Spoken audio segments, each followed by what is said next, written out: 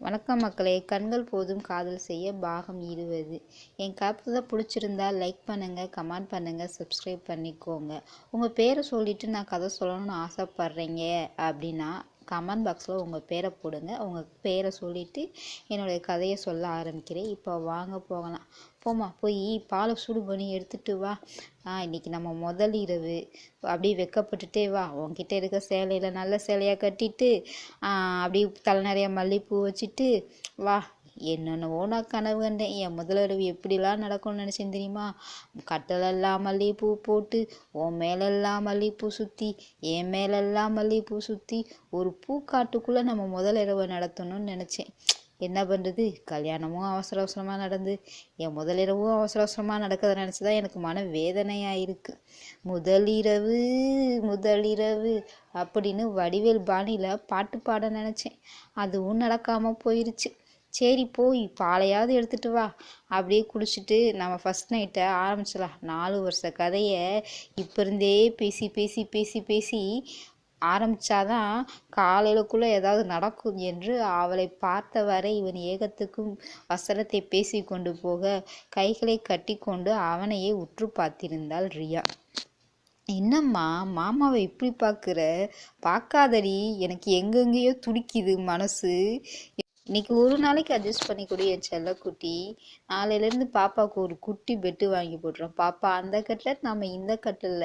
Daily மன்மத லீலைகள் தான். எனக்கு 4 வருஷமாக விட்டபுற தொட்டபுற இருந்த அத்தனை கணக்கை நீ முடிச்சு வைக்கிற சரியா என்று தன் மகளை கொஞ்சிக் கொண்டே ரியாவிடம் மேலும் பேச்சு கொடுக்க, ரியாவோ அவனையே பார்த்தவாறு நான் ஸ்ரீயோட அப்பாவுக்கு துரோகம் பண்ண விரும்பலை என்று சொல்லிக்கொண்டு அவனையே முறைத்தாள். அப்படிங்களா மேடம்? ஸ்ரீயோட அப்பாவுக்கு நீங்கள் துரோகம் பண்ணல, அப்போ ஸ்ரீக்கு அப்பா இருக்குது அப்படி தானே என்று அவளை எகத்தாளமாக பார்த்து கேட்க, ஆமாம் அப்பா இருக்குது. சரி, ஸ்ரீயோட அப்பா இருக்குன்னே வச்சுக்கிடுவோம். எங்கே நான் கேட்குற கேள்விக்கு டக்குனு பதில் சொல்லுங்க பார்க்கலாம் என்று அவளை மேலும் நக்கல் பண்ண, என்ன கேள்வி என்று கேட்டாள் ரியா கோபமாக. ஸ்ரீயோட அப்பா பேர் என்ன என்று சொல்ல, அது என்று அவள் யோசித்து அருண் என்றாள். அருணா? யாரு? அந்த காதலை காணிக்கையாக அப்படின்ற வர கதையோட ஹீரோவா அருணா? அவனே பொண்டாட்டியை சமாளிக்க முடியாமல் ஊராக சுற்றிட்டு திரியா, அவன் பேரை சொல்லிட்டு இருக்க என்று சொல்ல, அவர் ஒன்றும் இல்லை, இது அருண் விஜயகுமார். அருண் விஜயகுமாரா? ஓ, எனக்கு புதுசாக ஒரு பேர் வச்சிருக்கியா? என் பேர் வேற வருது, அருண் விஜயகுமார் அப்படின்னு சொல்லிட்டு. சரி, பாப்பாவோட பர்த் சர்டிஃபிகேட் எங்க என்று கேட்க, அது எங்கள் வீட்டில் இருக்குது. அது எதுக்கு உங்களுக்கு? அதில் விஜய்னு என் பேரை பார்த்த ஞாபகம் இருக்கு என்று அவன் வெக்கப்பட்டு கொண்டே தலானி உரைகளை பீத்து கொண்டு சொல்ல, இவன் சொல்கிறதுக்கும் செய்கிறதுக்கும் சம்மந்தம் இல்லாமல் இருக்குது என்பது போல் ரியா அவனை பார்த்துட்டு இருக்க. இதெல்லாம் எப்படி பார்த்துட்டு யோசிக்கிறையா? அதான் உங்கள் வீட்டில் நம்ம என்ன சொன்னாலும் கேட்கறதுக்கு ஒரு ஆள் இருக்கே என்று அவளை பார்த்தவரை சொல்ல, எனக்கு உங்கள் கூட வாழ விருப்பம் இல்லை, அது என் வாழ்க்கை, அது உங்கள் பேராக தான் இருக்கணும்னு அவசியம் இல்லை. அதான் நான் சொன்னேனே, ஸ்ரீ பாப்பாவோட அப்பா பேர் அருண் விஜயகுமார், அதனால நான் விஜய் மட்டும் கொடுத்துருந்தேன். சரிங்க மேடம், அவங்க அருண் விஜயகுமாரே ஸ்ரீ பாப்பாவுக்கு அப்பாவாக இருந்துட்டு போட்டோம். இப்போ தான் அவர் உங்கள் கூட வாழல, நீங்கள் ஏன் கூட வாழ்கிறதுக்கு என்ன தடை? எனக்கு உங்கள் கூட வாழ பிடிக்கல, அதனால தான் சொல்கிறேன், என்னை விட்டுடுங்கன்னு சொல்லிட்டு. என்னடி காமலீலைகள் பண்ண வேண்டிய நேரத்தில் கன்றாவித்தனமாக டைலாக் பேசிகிட்டு இருக்க. என்னால் முடியல உங்ககிட்ட போராட. சரி, நம்ம சண்டை ஒரு புறம் இருக்கட்டும், ஏன் நின்றுக்கிட்டே பேசுகிற? நான் என்ன ஸ்கூல் டீச்சரா, நீ என்ன ஸ்டூடெண்ட்டா? வந்து பக்கத்தில் உட்காந்து பேசுகிறதுக்கெலாம் நான் ஒன்றும் சொல்ல மாட்டேன். சண்டை போடுறதுன்னு முடிவாயிருச்சு, அதனால் பாலை குடிச்சிட்டு தெம்பாவே சண்டை போடுவோம். நீ போய் குடுகுடுன்னு ஒரு பால் எடுத்துகிட்டு வா என்று சொல்ல, அதெல்லாம் செய்ய முடியாது. சரி, செய்யவே வேணாம், வரலாற்றை மாற்றுவோம். பொண்டாட்டி தான் பால் எடுத்துகிட்டு வரணும்னு சட்டமாக என்ன? புருஷனும் பால் எடுத்துகிட்டு வரலாம். நீ என்ன செய்கிற? ரியா பாப்பா பக்கத்துலேயே அமைதியாக உட்காந்துருக்கு. நான் போய் பாலை காய்ச்சிட்டு ஒரு செம்பில் ஊற்றிட்டு தட்டில் ஸ்வீட்டு பழம் வச்சுட்டு எடுத்துகிட்டு அரைக்கி வரேன். முடிஞ்சால் வேஷ்டி கட்டிட்டு வரேன், இல்லைன்னா இப்போ இருக்க ட்ரெஸ்ஸோடே வரேன், அட்ஜஸ்ட் பண்ணிக்கோ. அதுக்கப்புறம் புது மாப்பிள்ளைக்கு வெக்கம்லாம் வரும்னு சொல்லுவாங்க. எனக்கு என்னமோ வெக்கமே வர மாட்டேங்குது, ஆசை தான் வருது, அப்படியே எட்டி பாஞ்சிடணும் போல். அதனால் வெக்கம்லாம் எனக்கு வராது, அட்ஜஸ்ட் பண்ணிக்கோ.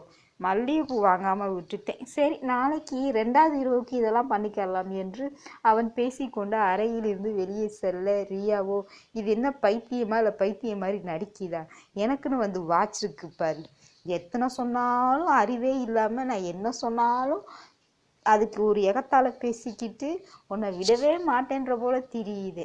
இவன் பேசுகிற பேச்சுக்கெல்லாம் இவனை அப்படியே வாய்வாயாக கொஞ்சம் போல இருக்கு. ஆனால் இவன் முன்னாடி செஞ்ச செய்கையெல்லாம் நினச்சா இவன் அப்படியே கழுத்து நெரிச்சு கொல்லணும் போல இருக்கு. என்னெல்லாம் பேசிட்டான், என்னை யார் கூட எல்லாம் கம்பேர் பண்ணி பேசிட்டான். இவனை இந்த ஜென்மத்தில் ஏற்றுக்க கூடாது. என்னை தொட விடாமல் இவனை டார்ச்சர் பண்ணுறதுதான் எனக்கு இந்த ஜென்மத்தில் மொதல் வேலை. உனக்கு எதுவுமே கிடையாதுடா, நீ இந்த ஜென்மம் முழுக்க பிரம்மச்சாரிதாடா. உன்னால் நானும் பிரம்மச்சாரியாக இருந்தால் கூட பரவாயில்ல என்பது போல் ரியா மனசுக்குள் ஒரு சபதம் ஏற்றுக்கொண்டிருக்கும் பொழுது அவன் உள்ளே வந்தான். அவனை பார்த்தவள் முகத்தை அந்த பக்கமாக திருப்பி கொண்டான். ஓ, இதுதான் புது பொண்ணு வெக்கமா, சரி நம்மளும் இந்த பக்கம் முகத்தை திருப்பிக்கிறோம் என்று அவன் முகத்தை சுவர் பக்கமாக பார்த்தவாறே பாலை எடுத்து அடிமேல் அடி வைத்து வந்தான். அவன் செய்கையை பார்த்த ரியாவுக்கு சிரிப்பாக வந்தது. இருந்தாலும் கஷ்டப்பட்டு அடக்கி கொண்டாள். அவள் எடுத்த சபதம் இன்றோடு காத்தில் பறக்கப் போகிறது என்று தெரியாமல் ரியா பாலு என்று அவன் வெக்கப்பட்டு கொண்டே ரியாவிடம் பாலை நீட்ட அவள் முகத்தை இந்த பக்கம் திருப்புவதாகவே இல்லை. இப்படி வெக்கப்படாதீங்க ரியா, எனக்கு என்னவோ பண்ணுது என்று அறையில் இந்த டேபிள் பாலை வைத்துவிட்டு, ரியா கொஞ்சம் எந்திரிக்கிறீங்களா, உங்கள் காலில் விழுந்து ஆசீர்வாதம் வாங்கிக்கிறேன் என்று அவன் சொல்லவும் அவளுக்கு வாய் வரை சிரிப்பு வந்து விட்டது. கஷ்டப்பட்டு மென்று மிழுங்கி வேகமாக மகளுடன் சேர்ந்து படுத்து கொண்டாள். அச்சொச்சோ, மொத்தத்தையும் கவுத்துட்டாளே, அடி பாவி, பாப்பாவை கட்டி பிடிச்சிட்டு படுக்காத, அதுக்கு தான் நான் இருக்கேன், இந்த பக்கம் திரும்புமா என்று அவள் பின்னே சென்று படுக்க, எதுக்கு இங்கே படுக்கிறீங்க, எந்திரிச்சு அந்த பக்கம் போய் படுங்க, பாப்பாவுக்கு அந்த பக்கம். முடியாது, நீ என் பொண்டாட்டி, உன் பக்கத்தில் தான் படுப்பேன். நான் தான் சொன்னேன்ல ஸ்ரீயோட அப்பாவுக்கு துரோகம் பண்ண மாட்டேன்னு சொல்லிட்டு, அடியே கழுத்து நெரிச்சு கொண்டு போடுவேன். ஸ்ரீயோட அப்பாவை துரோகம் பண்ண மாட்டேன்னு சொல்லிட்டு இந்த கதை எல்லாத்தையும் நாளைக்கு பேசிக்கலாம் என்று சொல்லிக்கொண்டே அவளை கட்டிலிருந்து அழகாக தூக்க அவளை மகளை இறுக்கமாக பிடித்து கொண்டாள். பாப்பாவை எழுப்பின, இன்னைக்கு என் கதை கந்தலாயிரும், உன் காலில் விழுகிறேம்மா, மாமாவோட கன்னி விரதத்தை முடிச்சு விடுமா என்று அவளை கெஞ்ச, நான் விடமாட்டேன் என்று மகளை இறுக்கமாக பிடிக்க தாயின் பிடியில் குழந்தையோ சினுங்கியது. கவுத்துட்டா என்று வேகமாக அவளிடமிருந்து தள்ளி படுத்தவன் விட்டத்தையே பார்த்து கொண்டிருக்கும் பொழுது ஸ்ரீ நல்ல ஆழ்ந்த உறக்கத்திற்கு போனது. ஆனால் இவளால் தான் உறங்கவே முடியவில்லை. அவனை கடந்து எழுந்து சென்று ஸ்ரீயின் அந்த புறம் படுக்க அவள் நினைக்கும் பொழுதே திரும்பி பார்த்தா அவன் தூங்காமல் அவளையே பார்த்தவர் இருக்க, ரியாவோ அவனிடம் திரும்பி ஏன் தூங்கலையா என்று கேட்க, எப்படி தூக்கம் வரும், ஆசாசையா காதலிச்ச காதல் மனைவி பக்கத்துல இருக்கும்போது ஒரு மனுஷன் எப்படி தூங்குவான், எனக்கு கிடைக்கவே கிடைக்காத என்ற சொர்க்கம் கைக்கு வந்த பிறகு ஒருத்தன் தூங்குறானா, என்னை போல முட்டாள் வேற யாராவது இருப்பாங்களா என்று அவன் சொல்லி கொண்டிருக்கும் பொழுது, பைத்தியம், எனத்தையாவது உளறிட்டே கொஞ்சம் நகர்றீங்களா, நான் அந்த பக்கம் போய் தூங்குறேன் என்று சொல்ல, ஏன் என்று கேட்டான். இப்படி நடுவில் படுத்துட்டு இந்த பக்கமும் திரும்ப முடியாமல் பாப்பா மேலேயும் திரும்ப முடியாமல் ரொம்ப கஷ்டமாக இருக்குது. அந்த பக்கம் போய் படுத்துட்டேன்னா கொஞ்சம் ஃப்ரீயாக இருக்கும், பாப்பா நல்லா உருண்டு பிறந்து படுப்பா என்று சொல்ல, அந்த பக்கம் போறேன் என்று சொன்னதும் அவன் மனதுக்குள் ஒரு மணி இடித்தது. எந்திரிடி மகளே, உன்னை அலாக்கா தூக்கிட்டு போய் கதற கசமுசாதான் என்று மனதுக்குள் நினைத்தவன், சரி நான் காலை எடுத்துக்கிறேன், நீ இறங்கு என்று அவன் காலை எடுக்க அவள் இறங்கியதுதான் தாமதம். அடுத்து அந்தரத்தில் பறந்தாள். அவளுக்கு புரிந்துவிட்டது. வாழந்தலா கொடுத்து